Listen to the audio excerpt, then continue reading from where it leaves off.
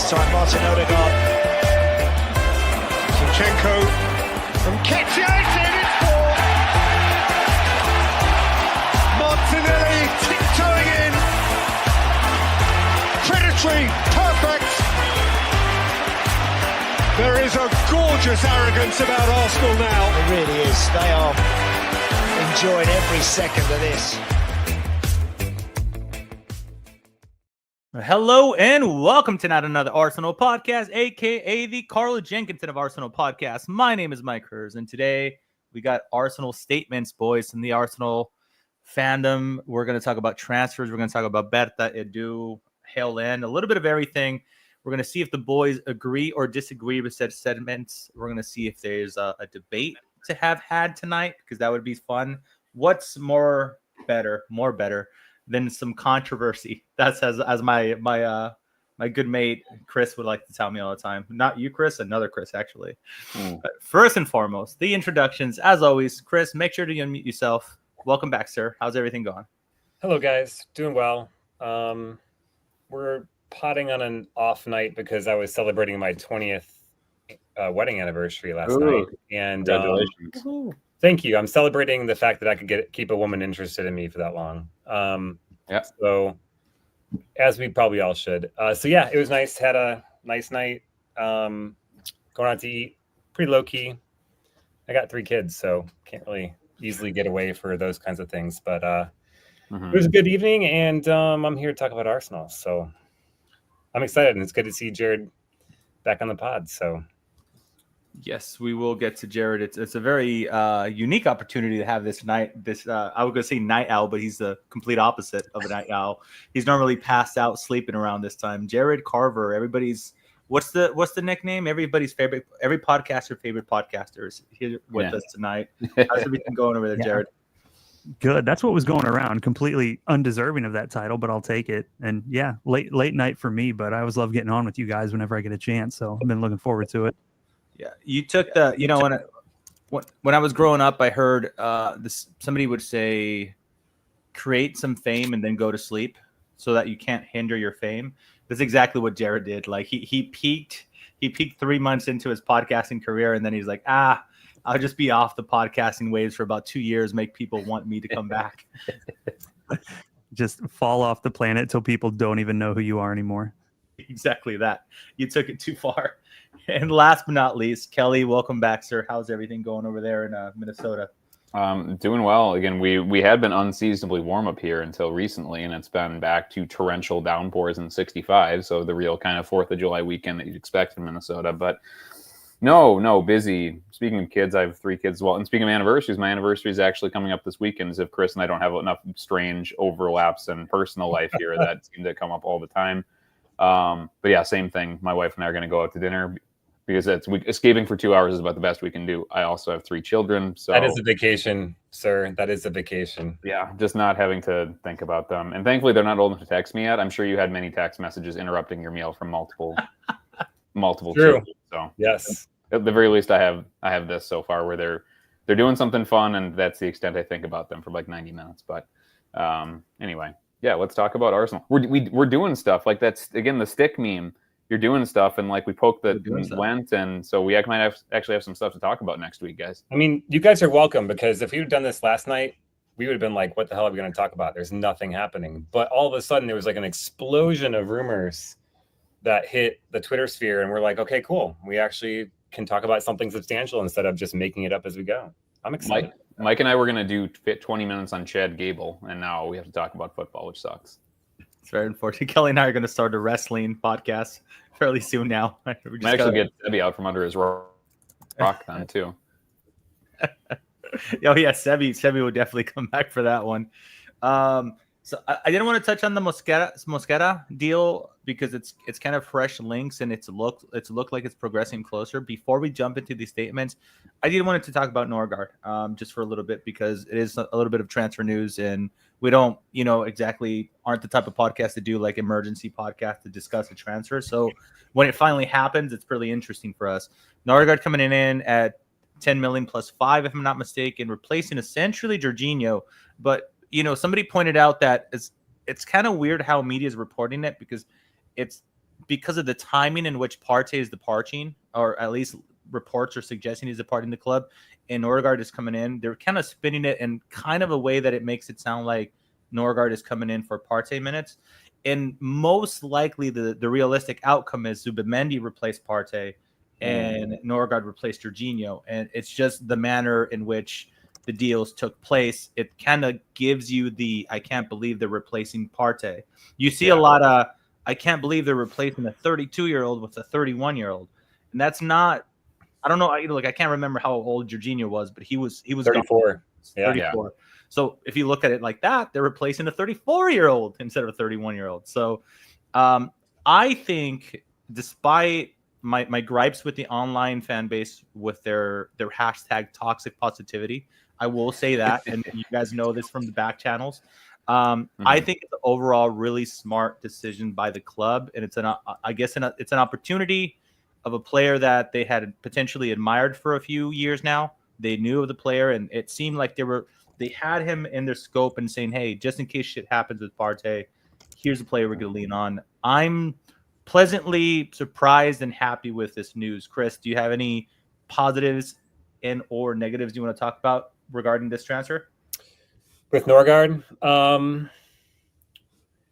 think, as the links to Agume were coming out, I was like, boy, we could use like another kind of young midfielder to groom and not put a lot of pressure on. And he seemed to have an interesting profile from the standpoint that, I think we talked about this last pod, he reminds me of the fella that's at Nottingham Forest that hasn't played a lot, but came from Belgium because he's been injured, and he has sort of a long gait and had an interesting profile. Seemed like he was quite progressive, but also the defensive side of things kind of down. And I was like, oh, let's invest in something for the long term, because honestly, as you think about bringing in a 31-year-old, we're going to be right back in that position of having to replace him, in a year or two anyways at that age. And then the more I think about it, it feels to me like he's going to definitely be a more of a 1,000-minute kind of guy, 1,000 to 1,200 minutes kind of guy.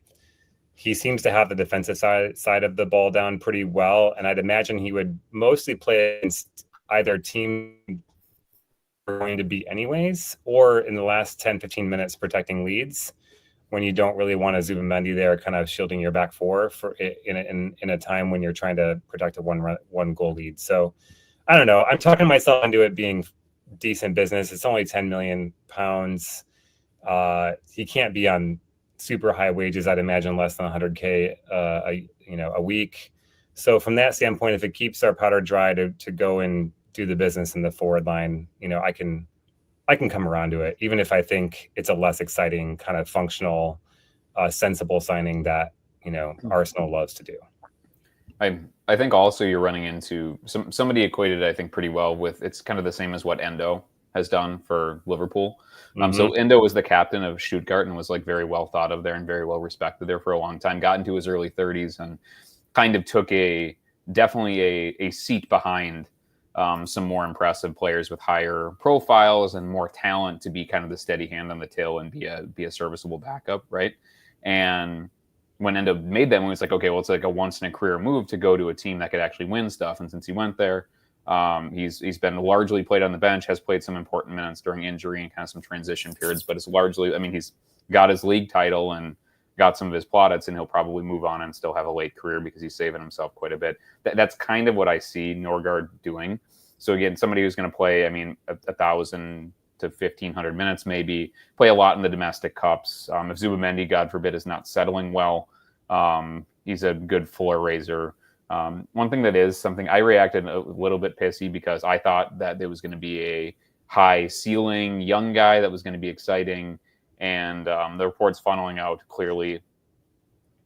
My gripe with Arsenal is that they do the easy and convenient thing. And I think this is an easy and convenient move, but I'm more, in the cold, hard light of day, I'm more accepting of the easy and expedient move when it's somebody who's your backup defensive midfielder.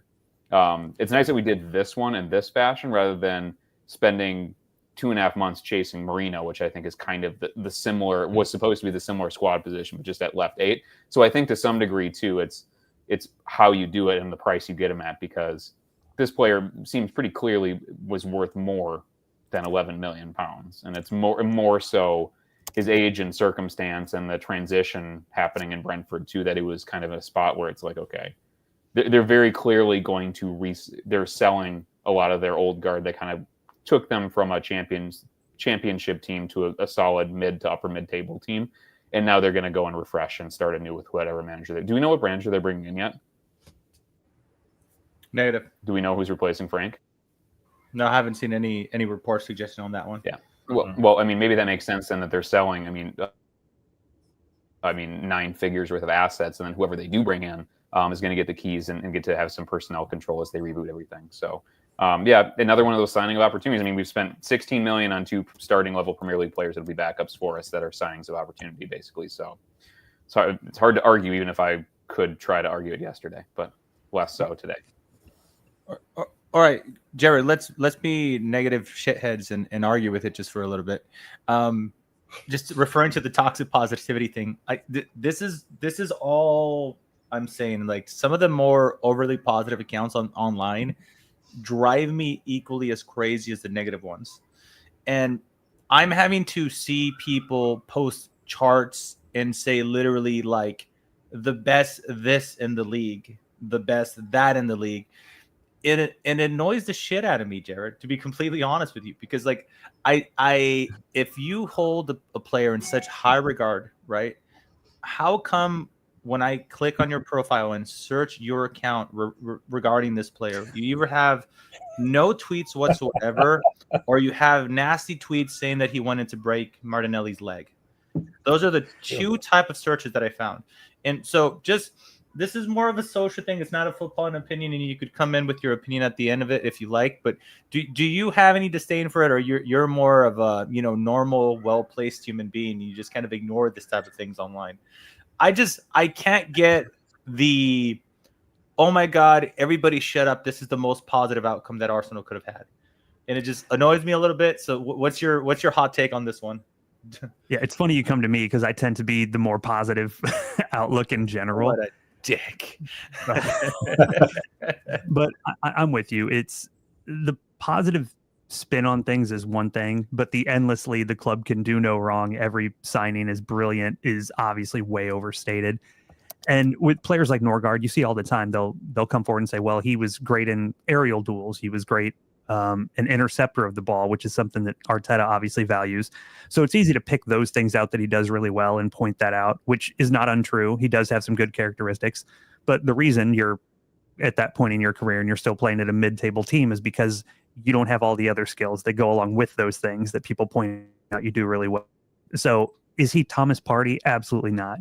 But he's not really meant to be. We know we're not getting a guy who's as good as Thomas Partey, who was very good last year. It was his healthiest year at Arsenal, and he was really, really a useful player.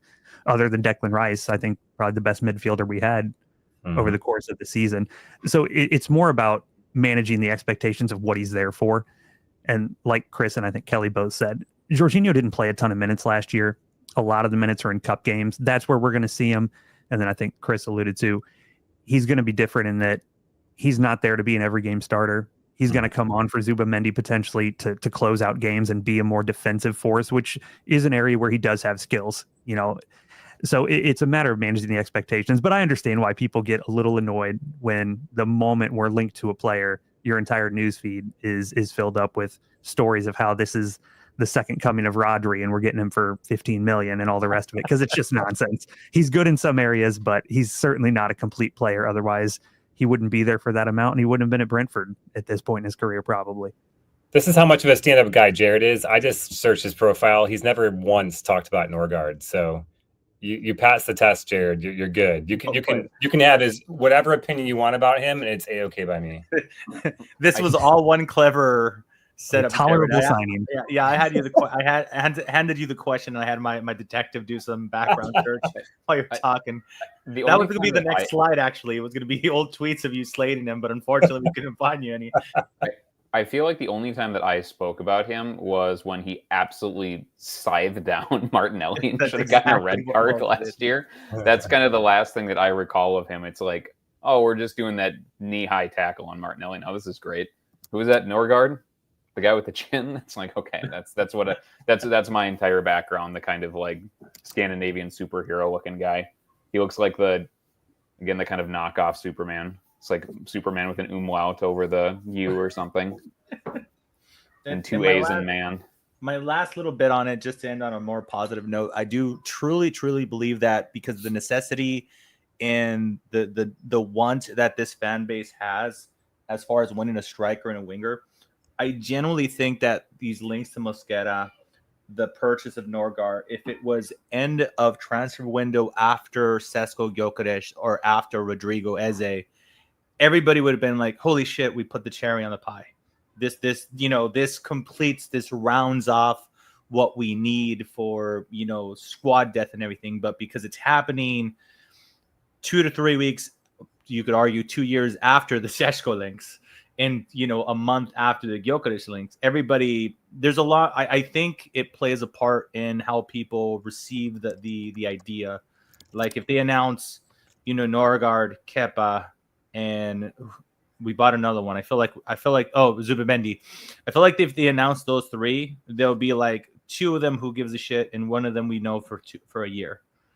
Where is my shiny striker? And I think that plays a huge part in the perspective that people have on these players. But let's get into this. We wanted to cover that one because that's pretty much all but confirmed. Fabrizio Romano made sure to copy and paste and add "here we go" after David Unstein tweeted about it. And so here we go. And here we go with the first slide. Chris, you have the privilege of getting this started. Again, we're going to start off with slightly agree or disagree.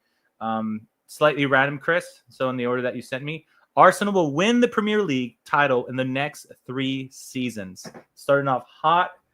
You will be clipped for this. So watch your words. Damn. And I wrote this one. So, and you're on medicine.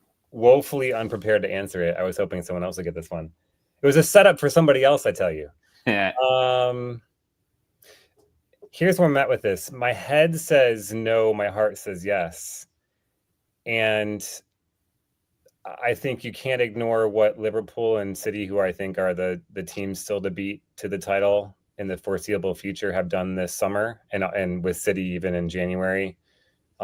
City absolutely dismantled Juventus, by the way, today in the Club World Cup. Not that that's necessarily an omen of things to come, but I think this tournament is giving that club a chance to get their new signings bedded in and to get a sense of how they're going to play so that they can hit the ground running from week 1, which I think is an advantage, even if it's more minutes on legs for them.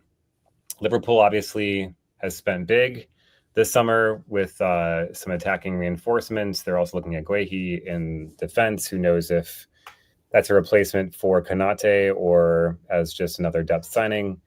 We'll soon find out. And there's rumors that if they can sell a few of their other pieces that they don't want to play, like Nunez, they may actually make a bid for Isak, which I think if that happens, I think we can kiss our ass goodbye to beating them to the title for the next foreseeable future. So yeah, it feels like a tall order all of a sudden if we don't do our business this summer. And I think we are well documented on this podcast that we have our doubts about our ownership doing what they absolutely have to do in order to get us over the line. And so if you force my head and my heart to have a battle, I think I'm saying no, unfortunately, because I think there's just so much competition in the Premier League now for titles. And I think there's a lot to manage, not only just, making it week to week with how deep the league is, but also, if you're going to try at the domestic cups, which I think there's going to be pressure for Arteta to win something this year. And those domestic cups might be the pressure and the low hanging fruit, but you also have Champions League. And I think that's been well documented that Arteta has said that he wants this club to win the Champions League while he's here. So I think there's a lot of priorities. I think it's easy to spread yourself thin. And I think it's also and therefore I think it's easy to, finish second or third or fourth in a lot of these competitions and never win any of them, especially when you're coming up against some of these clubs that have the depth and have the quality that can certainly bring one or more of these over the line. So I'm going to say no, but it gives me no pleasure to say that. No, and I mean, I'll say I disagree. I'll do the format. I'll say disagree. You disagree. You're so negative, Chris. This is why I don't like having you on the podcast. So sorry. Yeah. Well, shoot. Look, it's because you hit me with the "it depends" regarding Liverpool purchasing Isaac or not.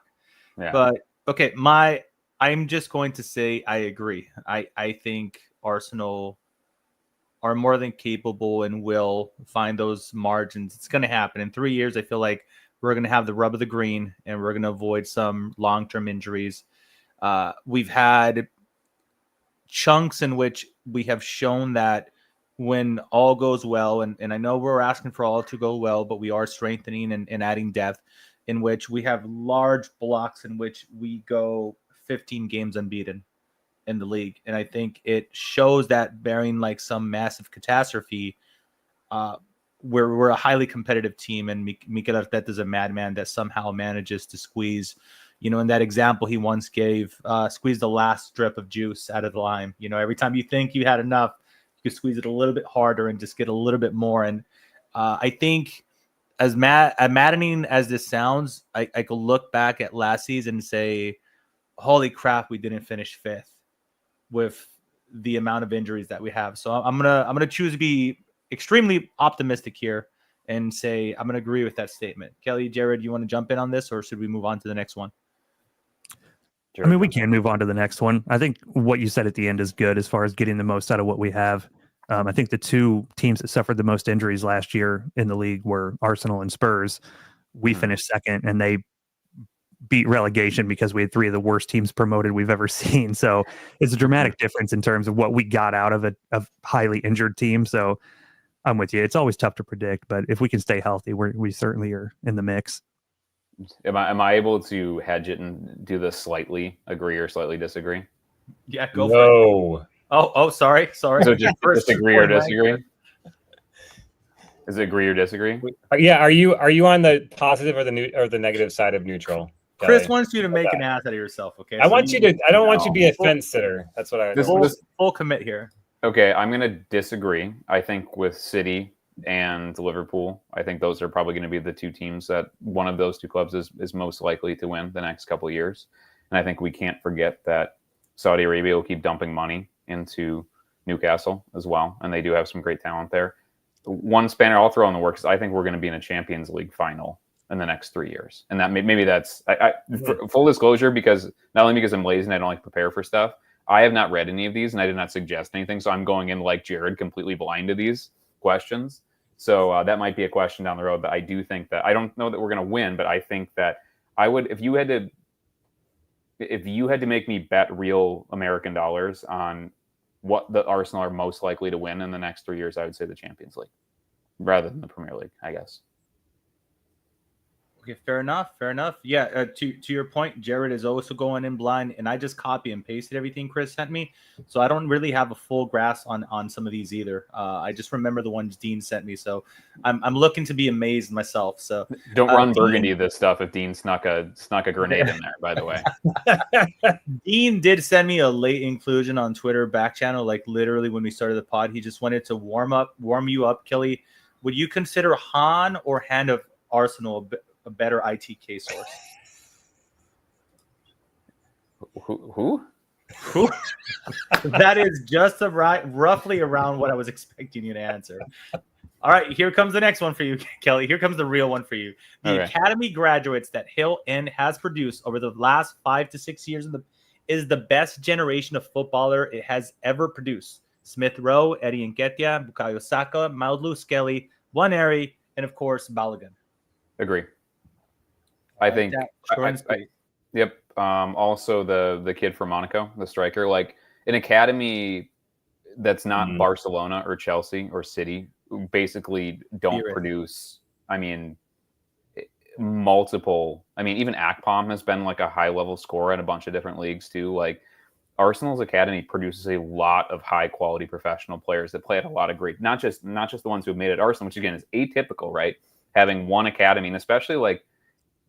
It feels like a lot of those academy players aren't like City and Chelsea will have these big academy talents because they go and they skim players when they're late in their development and pay them exorbitant contracts to come over. right? So they're in the Chelsea Academy, but they're maybe in the Chelsea Academy for like a couple of years before they sign their first pro contract, or for a year or something like that. And Arsenal, a lot of these, I mean, just looking at that list, like Smith Rowe and Nketiah, Saka, I mean, all of them spent quite a good deal of time, quite a lot of their formative years in the academy. So it's not like just going and octupling the wages for the first contract and kind of just buying them en masse and seeing what shakes out. Like, the Arsenal Academy is really developing high-level elite professional players, and again, having multiple players that are under the age of 23 starting Premier League and Champions League knockout games is amazing. And because of my age and because of my geographical location, I don't have this like timeline, so I can't go back to like the 1970s or 80s and tell you about what the academy has done then. But as far as modern times, I mean, I don't even think it's close to that. Like, you think about like you're talking about what, like Jack Wilshere, like one guy. We have multiple. I mean, a quarter of the team in some knockout games are academy guys. I saw Iwobi, but he doesn't make the cut as far as the last 5-6 years. Yeah, like, I don't know. I think it's a resounding agree for sure. Very nice. That one's nice, clean button. Jared, you're up next for your first one of the night. Our midfield is stronger by replacing Thomas Partey and Jorginho with Zubimendi and Norgaard going into next season. I guess I'll say agree. Not a resounding agree by any means, but I'll say agree. Part of that's just the age of Zubimendi, being a guy who's in or just coming into his prime, makes such a big difference. And coming off a really good summer playing for Spain, whereas Partey had a great last season. It was the healthiest he's been in his time here, but there's no guarantee he's available for that many games next year. You know, he's obviously a handful of years older, I think, than Zubimendi. So it's not a resounding home run. We've increased by or improved by leaps and bounds. But I think just because of the age of Zubimendi and the potential for Partey's reliability to wane a little bit in the coming years, I would say slightly I'll agree with the statement. And as far as Jorginho and Norgaard, Norgaard's not the player Jorginho is, certainly wasn't in their prime, but he was more brought in to play a limited role and be a leader. If there's one thing we've seen in Arteta's time here, you go all the way back to bringing in a player like Kieran Tierney, we bring in Martin Odegaard, we're bringing in guys who are captains for either club and or country. So it brings a mature kind of calmness to the dressing room that's got a team that's a lot of young players. So I think that played a big role too. So not by a wide margin, but I'm going to land on agree on this one, and I'm hoping not to be proven horribly wrong as the season starts out.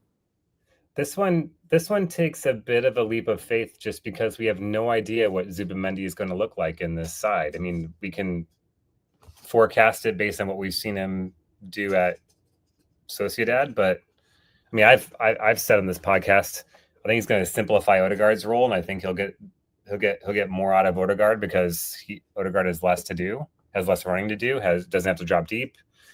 So I think to the extent that Zubimendi can make the lives easier of some of the key players around us, such that those players return to their top selves, I have to say I agree as well. But I think this question is difficult to answer from the standpoint that it's just that we've seen two of those players play a lot for Arsenal. We've seen two of those players play 0 minutes for Arsenal. And that takes a bit of a leap of faith on our part to forecast what that looks like in an Arteta setup. So I'll say agree, but it's really a leap of faith. Yeah, I kind of tend to agree with you a little bit there, Chris, too. Like it's a difficult one. It really drops the "it depends" type of thing, right? What kind of player Zubimendi is. I know that he's well scouted and well admired by Mikel Arteta, but the idea that essentially we're counting, as you said, for him to hit the floor flawlessly. I don't know if you could make an argument and say, hey, the deep line midfielder position might require you to be a little bit less agile and just a little bit more intelligent and more technical on with the ball, and just be press resistant, and you might be able to strive and make progress in this squad that we have. But it is kind of a weird one because we saw, not to drag him down, but we saw what our other Spanish guy that I completely forgot, our midfielder turned striker, guys.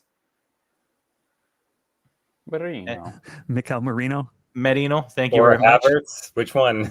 yeah, which one of the three? I'm sorry, Miguel Merino. I mean, look, we understand that he had the injury and it affected his preseason, but like, dude, he's a big question mark in the sense that he kind of never really got up into the height that we were expecting in midfielder. He was a much better striker for us the entirety of the season, the minutes that he played than midfielder. So it's kind of funny that we have a midfielder that we are looking at, not a starting 11 midfielder, but every time that he has played for us, his midfield performance has been and his striker performance are like, you know what, actually that's pretty good. So it's interesting. It's always difficult to adapt coming from different leagues. So Mikey, I think BX makes a great point in the chat that he says, I think we're fitter and more available in midfield with Zubimendi and Medina. And I think that's exactly right. And I think when we think about what went wrong last season, availability was a key problem, maybe not in midfield so much as it was in other positions, but if we are gonna win a league title, we're gonna need a fit forward line, a fit midfield line, and a fit defense. And I think we're talking about midfield here. I think the track record of Norgaard and Zubimendi gives me some more confidence that we're going to have two players that are more available overall than the two that they're replacing. So from that standpoint, I think you can make a case that this is an agree as well. Yeah, BX, you took that. I was stupidly on mute, so I tried to interrupt Christian a long time ago and say exactly that. That if nothing else, you're trading almost certain. There was almost a mathematical certainty that Partey would not be as fit as he was this year, because he literally has never been that fit as he was this past year. And I do have my suspicions of a player who's in his 30s and in a contract year miraculously being really fit and ready to go. And I think maybe some of our the fact that he was trying to get a pay raise coming off of a season where he's like Jurassic and tailed off towards the end and was like finally fit, maybe leads me to believe that was fairly cynical, the idea that he was playing through some stuff. At minimum, just having a deep line playmaker that hopefully is gonna start 30 plus matches and for continuity and fitness and all that type of stuff, instead of chopping and changing constantly in these position groups. I think it looks like Norgaard doesn't have as many miles on him and is relatively robust. I think like 5 years ago he had some sort of extended injury, but it's mostly been knocked since then. And then Zubimendi as well plays all the time, and again, neither of them I don't think have a style that is particularly like dashing or hamstringy either. Like they're not Aaron Ramsey running 80-yard doggies and popping his quad 500 times. Like it's just it's a destroyer and a destroyer progressor and a deep line playmaker, and neither of them are super duper sprinty. So like, insofar as you sit there and you kind of play off in front of the back line, that seems like Partey seemed like he was a negative outlier in the type of injuries he got versus the type of player he was. He's not dead, but he's not. I mean, he might as well be. I don't care about him anymore. And just wanted to round off. Oh, actually, Chris, I believe, started because I wanted to bring this into the conversation, just because we're discussing the midfield and we're veering off a little bit. Surprise on this podcast. But Jared, with the inclusion of Zubimendi and Declan Rice, seeing that people still kind of struggle watching Declan Rice and thinking he's a left 8.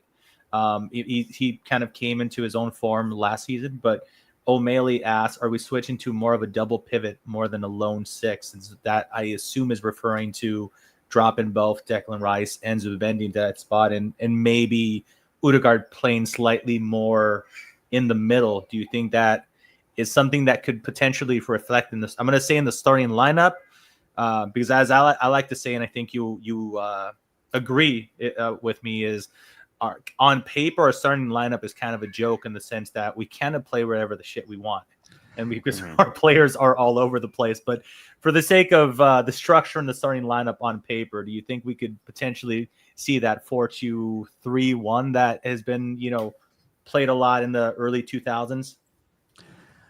I think we'll still primarily be in a 4-3-3, but I think you hit the nail on the head. Positionally, we're such a ball-dominant team.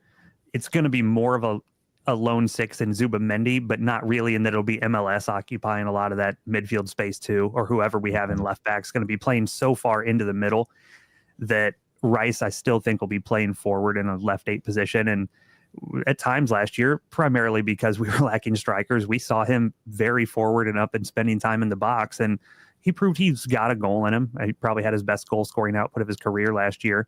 So to answer the question, I would say no, not because it doesn't make sense with the team we have, but because we utilize the left back in the way that we do. I don't think there's a need to pull back Rice as well when we're so ball dominant. I think we're going to want to get him forward and have him contribute to the attack as much as he possibly can. I think it's also true that Declan Rice, while we might call him a left 8, is really a true box-to-box midfielder. Mm-hmm. I think when game state suits him to play deeper, he'll play deeper. When game state suits that he'll play more advanced, he'll play more advanced. And so I think sometimes it'll look like a 4-2-3-1. I think sometimes it'll look like a 4-3-3. But you're right, Jared, in that I think in build-up we'll still play a 3-2-5. And that's where you'll see, Myles Lewis-Skelly kind of inverting from the left, and we'll see the right back playing more as in a back 3, especially if it's Timber. If it's Ben White, he'll be playing. He'll be holding Bukayo Saka's hand, right? Because he loves to overlap and do that stuff on the right. But I don't think we'll see a big difference here. I think it'll look a lot like when Partey was playing at the base of the midfield. Because I think in general they're kind of similar players, even if I think maybe Zubimendi's got a bit more of a passing range and quality from deep than maybe Partey even did. Very nice. And I wanted to leave you just because Abreu. I'll tell you what Abreu thinks about this. Merino striker, Kai left wing, Zubi at left back, and we're still better than without Thomas Partey. I see you, Abreu. I think I could read between the lines there. We're gonna put you. We don't have a strongly agree on the cards, but we'll put you down as strongly disagree. Sorry. Chris, you are up next, my friend. Myles Lewis-Skelly, are you up next, Chris? Did I butch that? It's Kelly. Kelly, I totally was playing around. Totally got you, Kelly. Myles Lewis-Skelly should see important game time in midfield as a 6 or an 8 next season. Great next slide. It's sliding into this conversation, actually. Disagree. We've just spent an astronomical amount of money on a 6 and a Premier League proven backup. We have the best box-to-box midfielder in the world, and he's not going to play as a 10. So I disagree. And I've found him to be one of the probably top 5 left backs in the Premier League. And he did it for basically the entire Premier League and only showed a little bit of fraying towards the end when the squad got really, really jammy and he's 18. So no, I think he is going to be the primary left back next year. And there's going to be situational changes where you see Calafiori out there, and he will likely rotate at times in those positions, or maybe in a pinch if there's some sort of cluster injury, which we love. Maybe in the cups you would see him in there, but truly I would be shocked if 2/3 to 75% of his minutes are not at left back, and he's going to be the primary starter at left back. So I disagree. If it ain't broke, don't fix it, and we just spent an awful lot of money to fix the 6, which is the position that he would most likely play at. If he wasn't playing left back. And again, like Jared made allusions to, I mean, his role is very much a 6/stroke like left back anyway. He doesn't play as a traditional left back. So, I mean, if he was playing in 6, he'd probably want to be playing in the exact same positions in a similar way, just infield a little bit. So, no, I disagree with that. I'm going to, prior to moving on to the next slide, just because it pertains to the left back, we have a conversation around Timber, but on the other side of the field, I strongly believe, I think I've mentioned this in the past, but I thought I've mentioned this, that Ben White on the right, Saliba, Gabriel, and Timber on the left is our best possible back 4. Therefore, I live in a world in which I've fucked myself and believe in that Myles Lewis-Skelly maybe not get the lion's share of the minutes, but I do think he's going to get more minutes in midfield. Is my hot take. I think we're going to see both him and Kai potentially there, more than most people are comfortable with Kai, and maybe as much as people would like to see Myles Lewis-Skelly play, because I know there's been a lot of shouts that people have wanted to see him in midfield, and he certainly has proven to seem to be capable. We understand how that left back position has always been hybrid. Zinchenko's been playing midfielder since forever, even though on paper he's a left back. Calafiori's played as a left wing, on paper left back, and Myles Lewis-Skelly has been a midfielder, even though on paper left back. So But I think that on paper he will reflect in a 4-3-3 starting in midfield at least. I'm gonna take the over on 4 games this season. Is my hot take in midfield because why not? Because we're gonna suffer some like 7 injuries and that's how that's gonna do. Jared's got a point to make, I think, on this one as well. Go for it. mean, I think best case scenario, if you wanted MLS in the midfield, you're looking, he's at best our 4th choice. Now, I mean, we've got Zubamendi, we've got Norgaard. I think we'd be more likely to see Rice drop back there and Marino put in at the left 8 or Kai at the left 8 before we see MLS. And I don't know what it is. It's because Arsenal signs versatile players, which is something we seek, and it's a useful thing to have guys that can play in more than one area. But as soon as we do that, everyone turns to maybe we should just switch this guy's position. When we first signed Ben White, he was a center half who we made a right back. And within that first season, people said, well, you know what? We should play him as the 6. He should be the DM in front of the 2 center halves. And we just try and move guys because they have some versatility. We're too tempted to move them out of the area where they're most useful. And I think Lewis-Skelly showed last year, he's phenomenal in the left back spot. Mm-hmm. He's far from perfect, but he's a teenager. But he's really, really high quality. And the only way he's going to excel to be world-class in that position is if you let him play that position. I don't think it necessarily helps the team right away, and I definitely don't think it helps him to move him out of that and have him sort of splitting duties rather than focus on one area where he could really excel. I think I was going to say I disagree as well, but I think this conversation brings up an interesting conversation about Calafiori to the degree that he can stay healthy, which he didn't do last season. It makes you wonder what his role is coming in, because from the limited time we've seen him play, he brings an element of chaos into our side that I think we miss. I think it also depends on which left winger we bring in, which I know we'll talk about later, and how he might mesh with the style and strengths of that kind of player. But, you know, he scored some important goals in limited time last season because I think he pops up in unexpected areas. And I think that is an ability that I don't think we will expect Myles Lewis-Skelly to bring. I think Myles Lewis-Skelly is secure on the ball. I think he's really good in terms of, you know, carrying the ball in particular. I think he's a decent passer. I think he's really good 1v1 against right wingers, especially. I think he's really good at shielding the ball, so he doesn't commit a lot of turnovers. So I think there's a lot going for him. But I think in certain game states, we're going to want a healthy Calafiori playing in that left wing spot. And so that might mean that Myles Lewis-Skelly doesn't start as many games as maybe we all expect. But I agree with the premise that I think I disagree with the statement in that I don't think when Calafiori starts that we're going to see Myles Lewis-Skelly all of a sudden pop up in a different starting position. I think it just means that he'll be on the bench and maybe he sits out because I think it's easy to forget that he's 18, even though he's just signed his new contract and he's playing well above his age. It might make really good sense that we protect him for the long term and say, we're not going to give you 3,000 minutes next year. We're going to give you, 2,000 minutes, and you're going to split time with a Calafiori when he's healthy, because that's the best thing for Arsenal. It's also the best thing for your career. So that'd be my perspective on that one. Just to round off the conversation, Dean says Calafiori's. Wait. Here it is. Calafiori will take Kieran Tierney's role as backup left wing. Tongue in cheek, I'm sure, because it's coming from Dean. I'm generally curious, just because there still continue to be links, guys, and this is where my harebrained scheme of seeing Myles Lewis-Skelly in midfield is. And don't worry, we could end it. I'll stop going on with this madness of mine. Is that the Hato links haven't gone away? And if we do bring in another left back, you have to ask the question, because I understand that Zinchenko's leaving, but Timber play the predominant, can play there. Myles Lewis-Skelly's already established.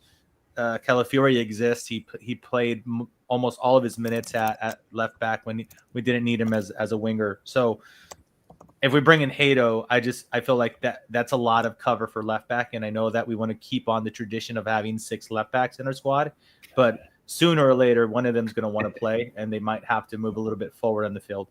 That's my madness there going on.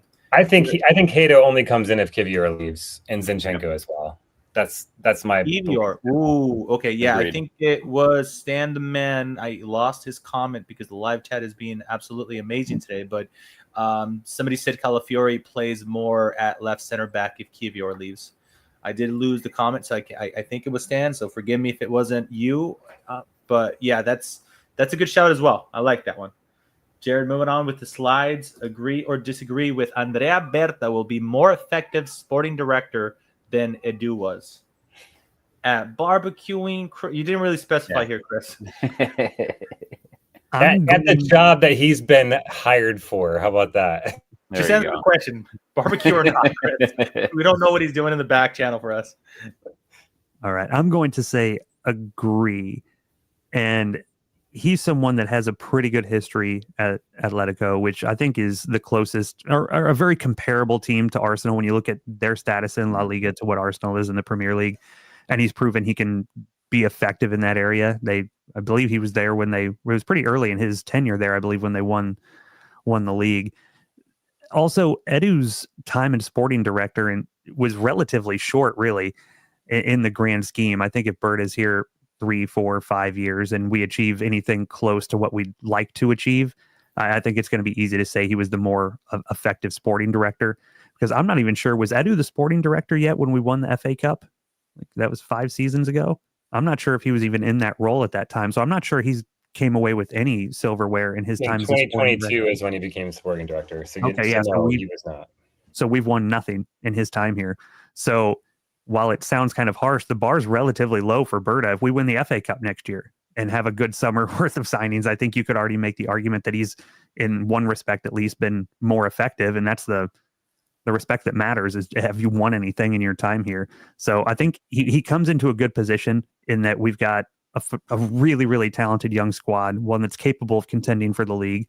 And if he just puts some of those finishing touches on that we all wanted Edu to put on over the last 2, 3, 4 windows, he's got a really good opportunity to win something and kind of leapfrog Edu relatively quickly, I think.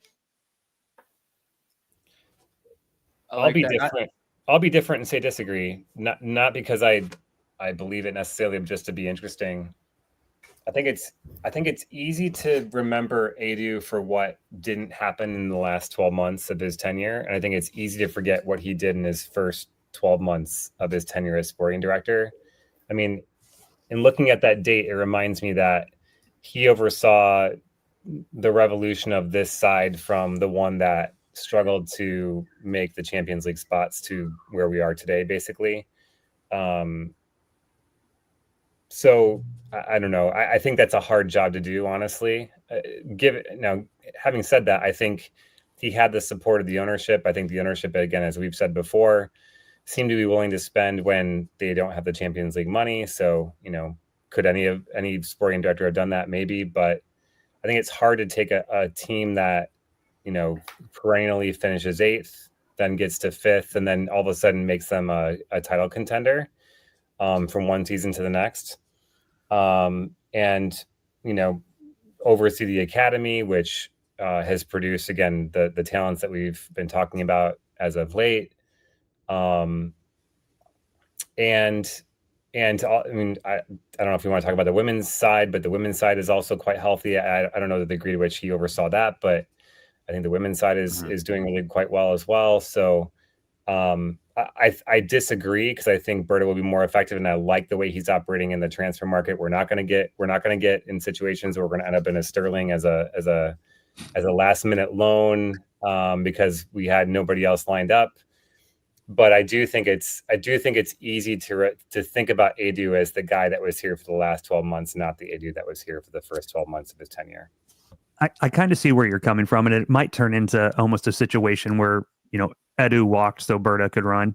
He did a lot of work to build a squad that's close, and then Berta comes in, puts the finishing touches on it. But over time, when you look back, it's one of those, to the victor goes the spoils. And I think if Edu builds a great team and then Berta comes in, puts the couple finishing touches on it, i.e. a quality striker that can go bag 20 league goals that gets us over the top, he's going to get the credit for not only what he's done, but all of Edu's work too, essentially, because he's going to be the one who technically brought in the trophies.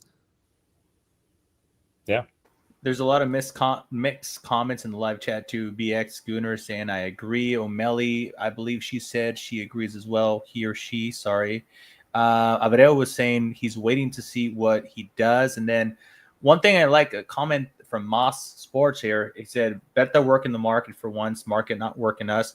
And I kind of said this in the last podcast when I was having a little bit of a rant on our striker situation, saying that I'm going to keep myself grounded until preseason because I just feel like all the links that are going around are just too chaotic for us not to be doing something, that we're so heavily involved in headlines of really important players. So I'm getting to the point in which I'm starting to think the hype that he's playing this high and I mean high stakes game of poker in which he's bluffing both Gyökeres and Cesco Camp, and we're gonna somehow end up with one of them at a decent price, and I think that's what he's doing. I've tricked myself into believing that's what he's doing. And Steve-O, he brought something up because every time we talk about a sporting director, we talk about the ins, and you can make and add all the context you want as far as the assets that we had, aka the players that might not be the most sellable assets. But Steve-O says if he sells a player more than 30 million, I'll give him his flowers. That it's we haven't been able to successfully shake that horrible seller vibe that the club has, unfortunately. So, I think it's worth mentioning. I know that our contracts are longer, our team's more youthful, and we have more desirable players. So I think it's going to facilitate that. But my goodness, man, we don't get that a whole lot. So a good sell-off would be pretty insane. That is for sure. Anybody want to put a ball on that one, or just move on to the next one? Real quick about. Go ahead, Kelly. Yeah, mine will actually be really quick for me. I think he has a lot of experience in at Atletico Madrid, who does quite a lot of player trading, and maybe something that was encouraging for me about Berta is that he's run like all three layers of how you get transfers. He's taken cheap punts, he's done frees, and he's done high profile, high money stuff. And again, to the extent that's, I know there was another guy that was there at the same time, but like, it makes a difference that the guy has those contacts and knows how to approach it. It feels like the last few sporting directors was Raul, who was actively stealing money basically from the Cronkies, like just short of embezzlement. Mm-hmm. And then Edu, who had worked with the Brazilian national team and had never worked certainly at this level before, with a manager who had never worked at this level before, with hands-off ownership, where Josh was like just getting engaged and being more hands-on. So like, I mean, just having an old head there. And again, and some of the stuff too, like what made Edu likable is because his personality, and he was such a glad-hander and such like a frontwards representation of the club and its values. Like it really seems like that's Mikel Arteta's job to do that, and Berta's job is to do all this other shit. And I don't know what Berta's voice sounds like. And I know I can have a mental conversation with Edu. I know exactly what he sounds like because I heard him talk so many fucking times. And maybe if he was talking less to us and less to the media and less when players are signing and more to other agents, we would have had better deals and not been so myopic in some of our goals. And we would have been able to pivot quickly. Like when Partey doesn't want to sign, 6 hours later, we can go and have a contract signed by his replacement. Yeah. So, and anyway. That somebody just Steve brought it up and O'Malley brought it up initially. The way Berta pivoted from Hausen to Mosquera was impressive, can't lie. And that's a really good point in which we, out of nowhere, were very heavily linked with him. And it seems like credible reports suggested that we were in for them, and it didn't come to fruition. But there was another talented defender after the talented defender. So his ability to move is pretty impressive thus far. And again, I'm kind of hanging my hat on the idea that if the order of these transfers were different, I think people would be praising him a little bit more. But it's all about how you actually end. And the last one, just because Abreu is my favorite human being ever at times. When we were talking about Cesco and Gyökeres, he just commented Watkins for the win. Can I just add one quick point? I think if we had this conversation a week ago, we might feel differently. But I think what we've seen in the last week is exactly Berta's signature, or what I expect Berta's signature to be, which is let's keep as many flames on, going.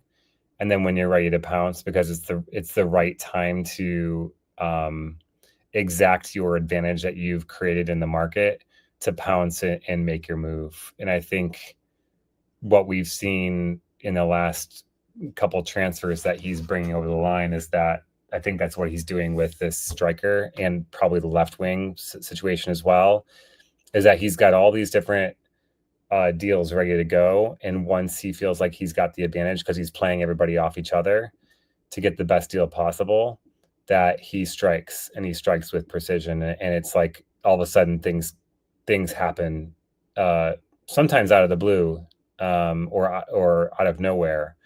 And I think that is perhaps a distinct difference between him and Edu, is that Edu seemed to work on one guy at a time, and Berta seems to be working on many guys at a time. And I think that's to our advantage, especially when you're trying to operate in a self-sustaining way. Absolutely. I love what you said, because it was Kelly or Jared that made the point that it's easy to judge Edu in the last 12 months. And then you just said, we had this conversation 1 week before, we would have had a different perspective, and just goes back to what, you're only as good as your last at bat. You're only as good as your last in penalty. And you, dude, unfortunately for those type of positions, you kind of live and die by these type of decisions. And the last 48 hours have been overwhelming by an Arsenal perspective as far as news goes, right? So it just completely changes the vibe around the club. It's insane how much some links to quality players do for a fan base. It's absolutely amazing. Chris, you are up next with the next statement. Agree or disagree? Arteta will. Here's one for you, Chris. Arteta will walk if the board failed to provide him with the attacking players he clearly wants. It doesn't put a timeline on this question. So this summer, Chris. This summer? I'm choosing this summer. I'm the one that wrote this one, and I'm choosing this summer because he could not have been more clear in January when he spoke about wanting an attacker. He got confrontation with media, and then again, you as a fan, I read into these things, but the idea of saying we're gonna go rest and the board needs to do what they need to do, I feel like there was enough comments. He's normally way more measured with these type of comments. He doesn't leave a lot of comments that open for interpretation, but I feel like when it comes to the attackers, he made multiple comments that were kind of like, hold on, what was he trying to say? And because he is so meticulous with how he communicates with the media, because he tries his best not to let any leaks out, I think that this is a clear thing that he's like, hey guys, no, seriously guys, you guys didn't want to give me walk-ins in January, no Abreu, no more in the summer, but seriously guys, you guys got to pull your head out your ass and do something for me, because I keep on providing you guys with really high finishes, taking the club every season. Like, we weren't supposed to be in top four, we were in top four. We weren't supposed to compete, we competed. We weren't supposed to be in the quarterfinal of the Champions League, we made it. And he's doing all these magical things with the restrictions, I'm going to say, that he has, and then you're not going to back it up. I just feel like it's insane. So after what I feel like was a derailment of the season, a tossing of the season in January, I think, and I'm not saying he's going to quit halfway through the season or anything, but I'm saying he might be heavily inclined not to renew. So that there's the context and the perspective that I had when I wrote this one, Chris. I think it changes my response when you put a time frame on it. If you put the time frame as this summer, I say strongly disagree. Won't renew. But I guess when is his contract up? Is it up next summer? I think that might be the case, or the summer after. I do think we're coming to a reckoning point where, and I think you're right, Mike, to point out that in the media, he has been fairly clear that he has not had the kind of support he would expect when it comes to signings that he feels like we need to get over the line. I think this summer is a big moment of truth for this project, and specifically for the relationship between the club and Arteta.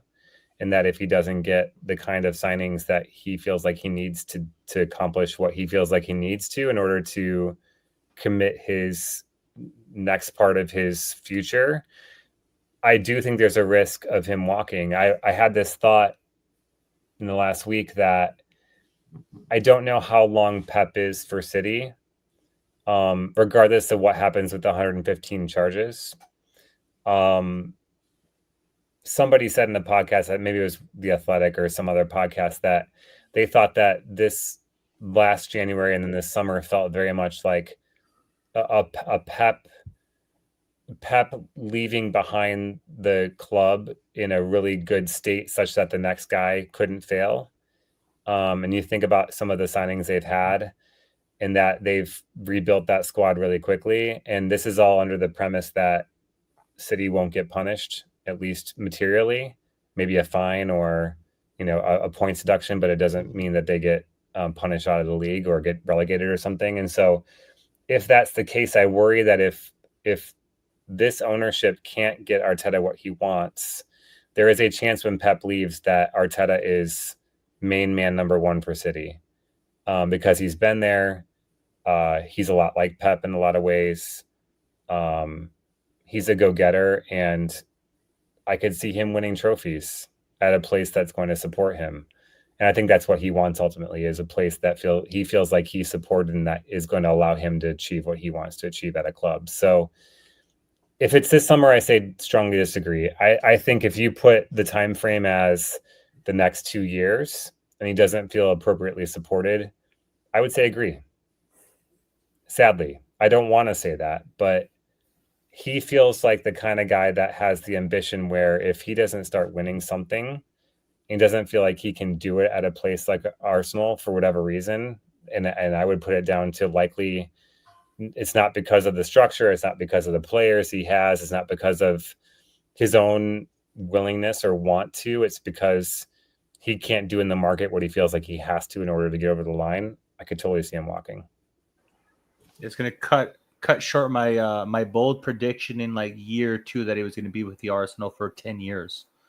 I don't know if you guys remember that in the early days of NAP. Mm-hmm. But I made that was my crazy bold prediction on that.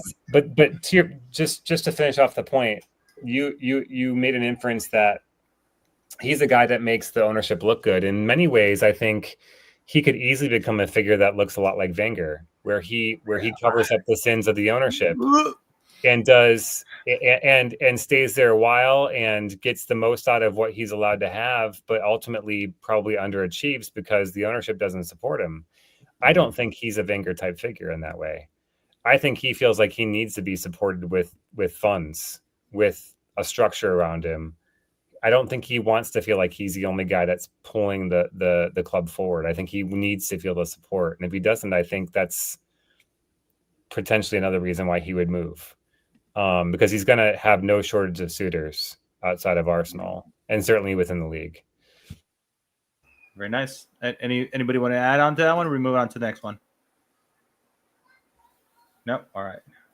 Clear cut. Man, I thought that was going to be a little bit more controversial. Here we go. Damn. All right. Kelly, you're on X. This summer transfer will change our tactics in a noticeable way on the pitch this upcoming season. I disagree. I think the patterns work really well. And maybe the biggest adjustment would be if we sign Eze with the expectation that he would play on the left wing, because he's not going to play the same way that Martinelli plays. But also Eze would be more of a lock pick and a creative instigator in the final third rather than a kind of a space and pace merchant. And I think given the amount of the game states we typically face, it would be better, I guess. But no, I think our patterns are really good. It's just about getting better. It's about getting the more progression out of deep midfield, healthier, springier, more physical robustness out of the defenders who wore down because of the cluster injuries last year, and getting better, more dangerous attackers closer to the goal. And if we do everything the exact same way and just generate more shots and have better players taking the shots from those positions, we're going to get more points and win. So no, I don't think it's going to. And because it's not like we are probably going to sign a Kai-ish center forward, right? So like, even if it ends up being Gyökeres, like I don't know that fundamentally changes it. He'll just, I guess he won't attack aerial balls, but there's about 6 other giant guys that can attack aerial balls and knock it down. So you're not going to just stop crossing it. They'll just cross to kind of different areas in different circumstances. It'll just be a guy who's going to whack a bunch of fucking shots in from inside the box instead of pillow feeding it around or being a central midfielder. Like, I really don't. I've thought about this one too, and saying it's like, oh, we're going to do this fundamental switch, but like, I see fundamental switches as like when City went from playing false nines to Erling Haaland, who does nothing besides backline poach. Like, we're not going to get a guy like that, and even if we do get like Šeško, who would like to do that, that's not how we're going to use him, because we're not going to change how we play for a guy who scores 14 goals in the Bundesliga. He's going to have to do his thing on the break when he has it.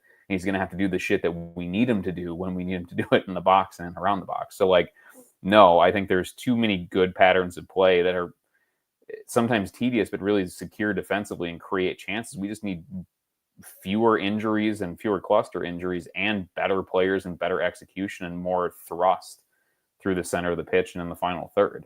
And we've clearly come to the conclusion that is a player issue and not a management or pattern issue. It's a key attacking players issue, and probably to some extent an interior midfield performance issue and aggression issue, where we got into the really bad horseshoe passing and the fucking dawdling around the 18. It looks like some of the moves we're doing, especially if Eze is the player, you're going, okay, we're not playing a wing back out there anymore. We're playing effectively an inside forward, and his job is going to be to shoot, score, and pick the lock and dribble at people and not byline cut back blindly and work really hard on defense. It's not going to be exactly the same, but I don't think it's going to be a fundamental shift. So I disagree. I'm going to agree, and maybe my opinion is slightly skewed on a little bit of ignorance when it comes to Šeško and Gyökeres.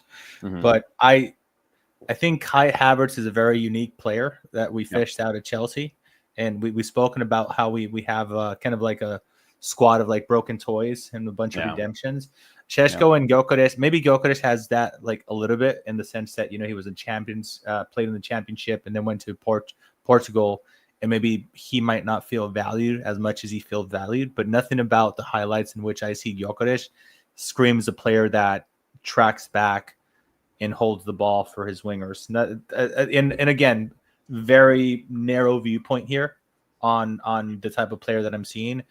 And Šeško, because it just has that, and partly probably because he said it, that I'm here to score goals, Zlatan-ish type of vibe. And I don't want this to be misconstrued like I'm saying they're like lazy and they won't track back. And I just don't think that's what their strong shoots are. I think their strong shoots is, fuck it, I'm going to shoot from here, similar to Eze, as you mentioned. So I'm going to say I'm going to put them a little bit closer to the Eze, screw it, I'm just going to try a shot, versus I'm going to recycle the ball.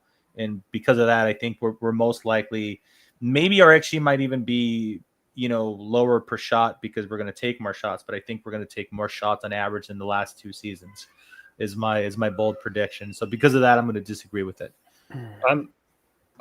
I think I wrote this, and I think the key word here is noticeable. And here's where I think it will be noticeable. I alluded to it before. This past season, because we had a difficult time progressing the ball, from the second phase of play, Odegaard was dropping deep almost into the center back line to get us up the pitch. So much so that actually, while Odegaard had a poor season from an output standpoint, he was still one of the most progressive passers in the game, because he was often the one that had to make things happen from the first phase of play or second phase of play to third phase of play. He was our most progressive passer, and he's a guy we would like to have, in the final third more often than not. I think Zubimendi, given what I've seen, is going to allow Odegaard to be on the receiving end of passes from the first and second phase of play, not be the one that actually delivers the pass. And I think that will ultimately be a noticeable outcome. That may not be a change in tactics so much as it is just that we've got a guy at the base of midfield that can progress the ball one touch, such that I think we're going to look more direct than we have in the past. And therefore, I think we'll have more players up the pitch to receive the ball. And if we get that number 9 that can stretch a defense, like a Sheshko, where if he's running at a back line, you push that back line back, and all of a sudden you've got a 5-yard bigger gap between the defensive line and the midfield line. That will allow whoever is playing in that left 8 role, or a Saka or an Odegaard, to have that much more time on the ball when they receive it in the half space in between those two lines. So again, not sure that that's a huge tactical shift. I think our principles of play and our patterns will look similar, but I do think that certain players, and I think Odegaard is maybe the one that's going to benefit most from this, will be able to get on the ball in dangerous areas in a way that he wasn't able to last season.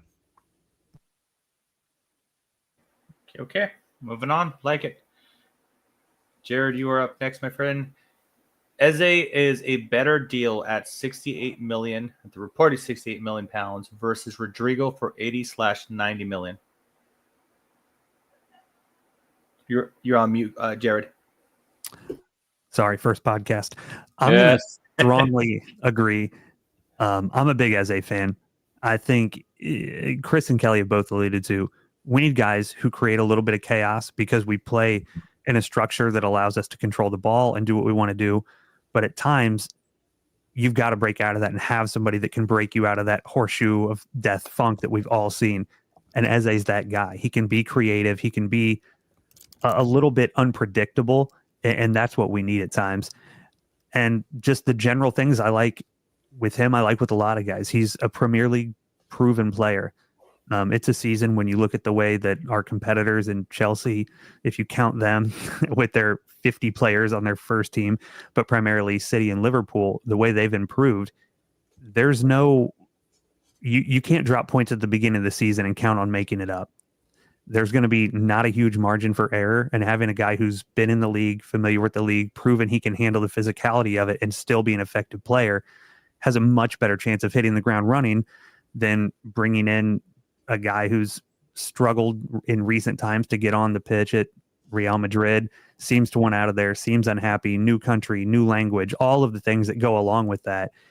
The chances that he hits the ground running in the same way Eze does, not that it's impossible, but it's far from a guarantee. And even if Rodrygo ends up being a slightly better player next season, if we drop points in, a handful of games in the first 10 of the season, or in 3 games the first half of the season, that may be a big enough deficit you can't make it up, even with his quality of play once he is sort of bedded in and playing better. So for a number of reasons, I'm team Eze. And for me, this isn't even that tough of a decision. I'm not as huge of a Rodrygo guy, maybe as some, and I may be dead wrong on that. He's definitely talented, but I feel like Eze is more of the, what you're getting player of the two. And I don't like the idea of rolling the dice when we support a team that watches the financials relatively closely and is pretty hesitant to put out these huge money deals and spend themselves into a PSR situation. I don't like rolling the dice on a guy who I don't feel like is a guaranteed hit when you're talking $80-90 million, whatever Rodrygo's going to go for. It's kind of backtracking to a little bit of the conversation of Zubimendi and Norgaard versus Partey and Jorginho.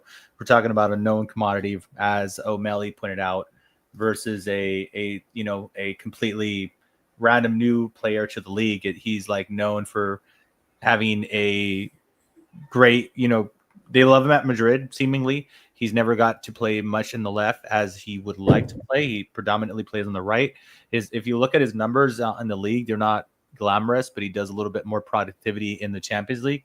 And of course, I think he helped score the goal versus Liverpool, which is, if you want some online social media banter, there you have that. But as far as, a player that's been doing well in the league consistently at a high rate for what feels like forever, it's Eze. And how many times do we see other clubs like, Newcastle and like Liverpool and Manchester City just go pick players out of teams outside of the top 6?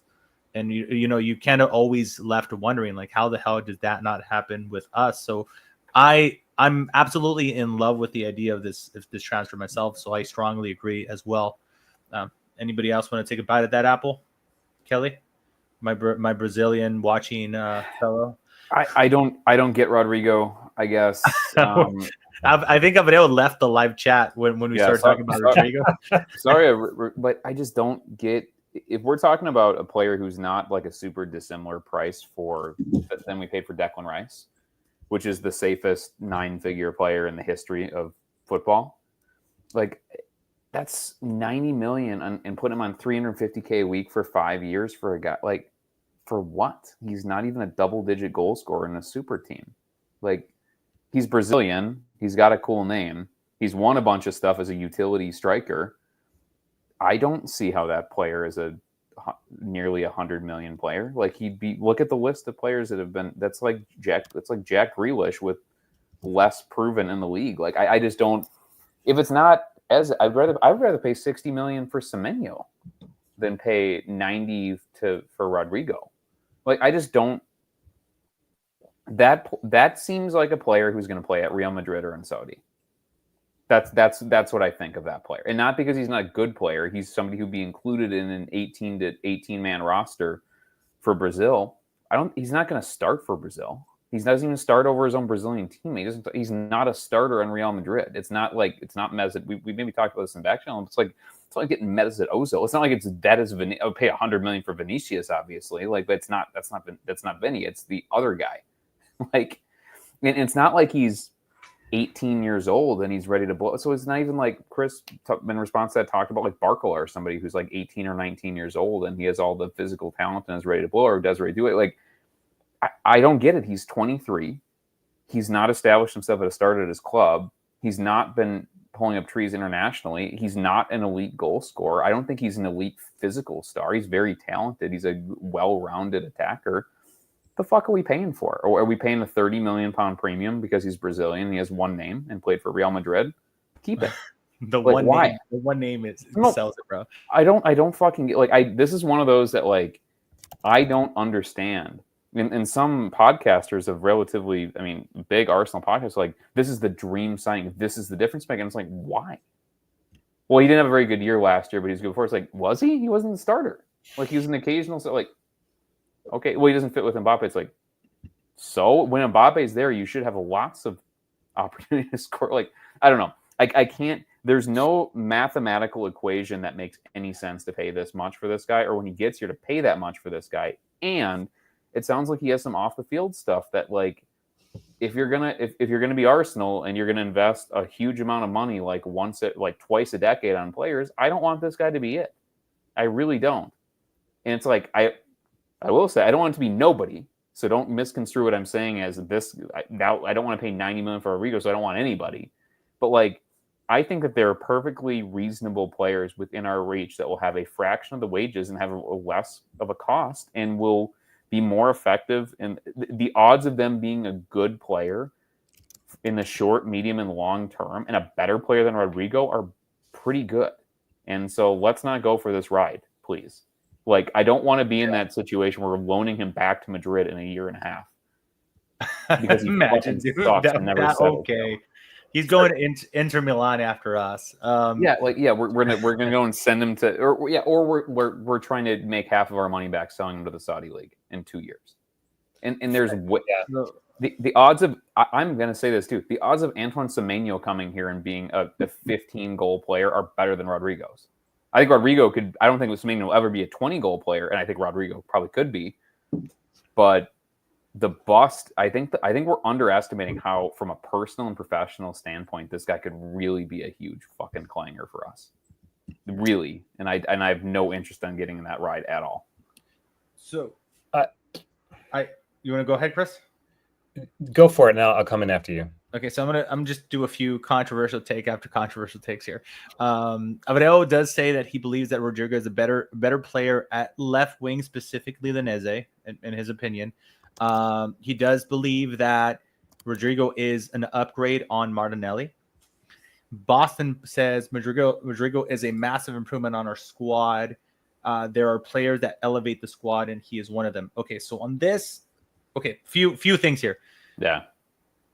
I would rather, against Kelly, not sign a left wing if they're going to spend 90 million on Rodrygo, because I refute the idea that he's Alexis Sanchez level. Yeah, those are my hot takes on those. So, and as much as and you guys know this, anybody that's listened to the podcast more than once during the regular season, and I've spoken about Martinelli, I'm not like the biggest fan club of Martinelli. I like to believe I praise him when he does good stuff, and I do see his strengths, but I'm equally as negative when it comes to him, and I do criticize him. But I don't think left wing is the biggest issue in our squad currently. And if 90 million on Rodrygo is going to be what potentially stops us from other things, I think I'm willing to sit and wait for the Martinelli thing. And now I'm going to preface it with, in my mind, because we're not Manchester City, I don't think we're going to spend 300 million. So because of that, if this was FIFA, if we were City, I would be like, yeah, fuck it, buy him. But because I think it might potentially restrict other situations, I would rather pass on him than purchase him at that price. Stan the Man and BX Gunnar strongly believe it's not going to be anywhere near 90. They're saying it's going to be, in their minds, it's going to be a lot closer to 70, 77 or so, sub 80. And I think I would probably be more comfortable with that, to be completely honest.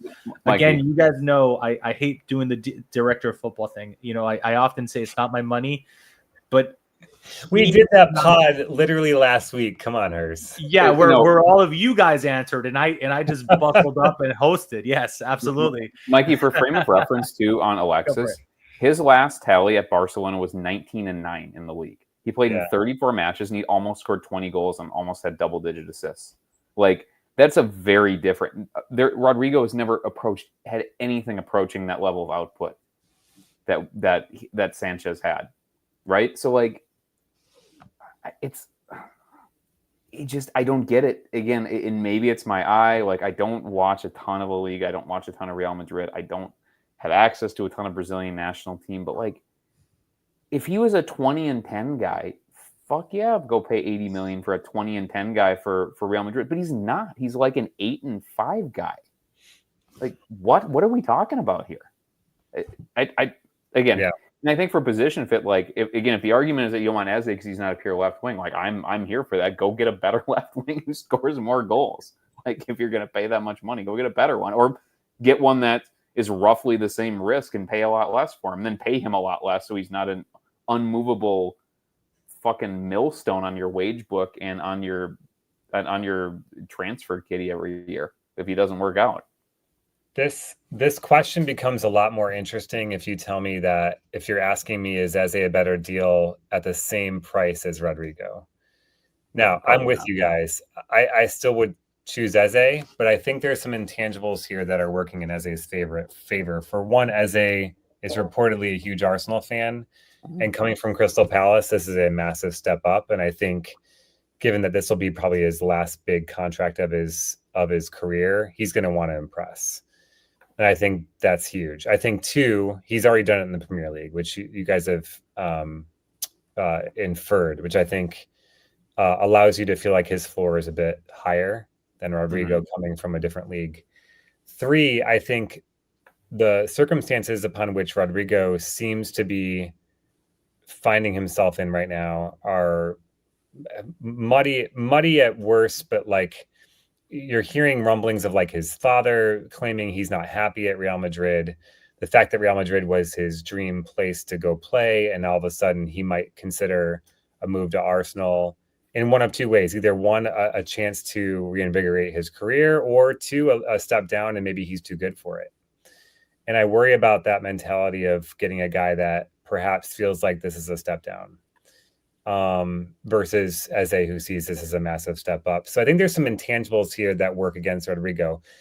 For Rodrygo, though, I would say he's got massive Champions League experience.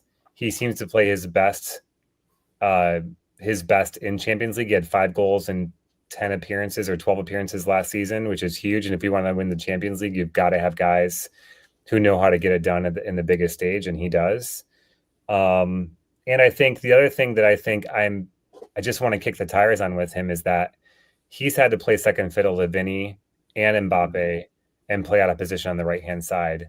And we've seen what happens when you put a Martinelli on the right-hand side. He's even worse than he is on the left because he has to invert on his wrong foot. And so if you play a Rodrygo in his natural position, inverting off the left onto his stronger right foot, do you get more out of him? I think that's a question. But I think as the question is stated, where you're paying essentially 20 million more for a Rodrygo, again, he's 3 years younger. So that is another area where maybe that works in his favor. You're paying more in wages. I just think we're at the point where we've got to win. And so I think Eze's ceiling is probably about as high as Rodrygo's, and I think he has a higher floor. And therefore, I think you just take the sure bet for the lower price and you move on and say, let's do it. Let's get 3 good years out of Eze, because in 3 years, he'll be 30. And then you reassess then, and you hope you win a league or a Champions League in that time. So, but I do think it's not quite as clear cut as all the way, because I do think there's some intangibles here that leave enough room for unknowns and suspicions. And I'd love to see what that looks like if the Rodrygo price is closer to what Eze is reportedly going for. All right. I really like Abreu saying, I say Rodrygo improves under Mikel Arteta. History is on your side, Abreu, because a lot of players improve under Mikel Arteta. And this is replying to I'd rather not have Rodrygo at that price if it influences other people. He said, Abreu says, I'd rather have Rodrygo than either Šeško or Gyökeres if all were at the same price. That is a massive shout. So Abreu and I, we're not saying is showing. I don't don't want Christian Pulisic. Come on. Well, that's where you and I changed, because I do want Christian Jimenez. So I'm as shameless as the next Mexican. It sounds like you made him up, but I'm sure he's a real person. Yes, absolutely. Santiago, there you go, dummy. I changed his name. Yeah, but I was gonna say, it's like you just go to the Mexican name generator or what? Like, what are you talking about, man? Yes, but Kelly, you are on record as saying you want Weston McKennie. So let's be honest. I love Weston McKennie. If he came, actually, he'd probably lose weight if he came to England and play a lot. That's true. Food sucks so much. Like, we should help him. My favorite Weston McKennie thing ever is when they had him. It was with like a Serie A promo thing, and he was trying to explain what ranch dressing was to a bunch of Italian players. Oh yeah, and how you should eat ranch dressing and everything. Yeah, because he's like a redneck from like outside of that. Like, I think he's from like the Metroplex down in Texas, so he's just some very American teenager kind of guy. He's trying to explain what ranch dressing tasted like to Italian guys who were like talking about like having pasta and olive oil in Italy. So it was quite funny.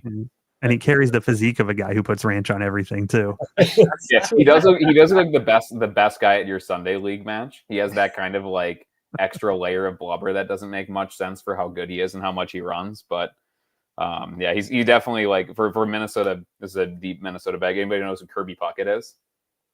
He's like the best Twins player ever. Yep. Kirby Puckett is shaped like a pear, even when he was one of the best center fielders in baseball. And you knew 20 minutes after he retired, he was going to look like Jabba the Hutt, and that's exactly what happened. That is what's going to happen at Weston McKennie. You're going to see it's going to be like Wesley Sneijder. It's like, holy shit, what happened there, man? You've been done playing for a couple months. It's like, yep, yes, I am. I think Abreu's going to get his way. We're going to end up with Rodrygo and Watkins. That's what we're going to end up with. Can somebody help me get this show back in line and tell me who's next, please?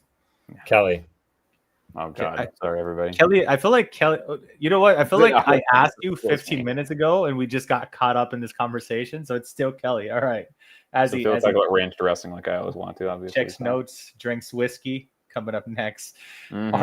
Our new striker, whoever it is, most likely Watkins, isn't our top scorer in the league next season.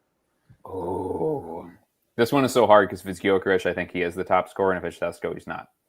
So you're asking me who do I think it's going to be, and I don't think it's going to be either of those people. It's going to be Ollie Watkins. So I would disagree.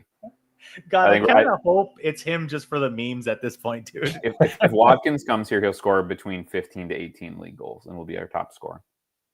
And I think it will be Watkins because I think we're going to blow the load on the left wing. to the extent that 95 on happens. Rodrygo. Okay, short and sweet. Kelly is not in a playing mood today.